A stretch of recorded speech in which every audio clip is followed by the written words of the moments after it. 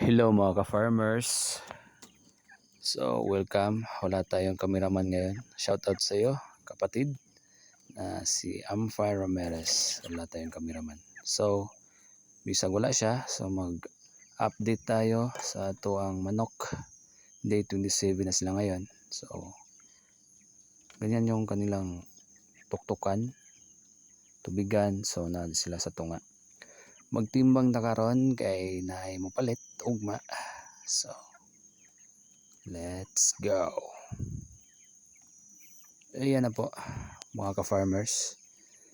1 and 3/4 hanap na jud nge.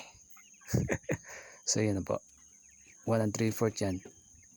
So yun lang, and please subscribe my YouTube channel, Pipoy Vlogs, and thank you.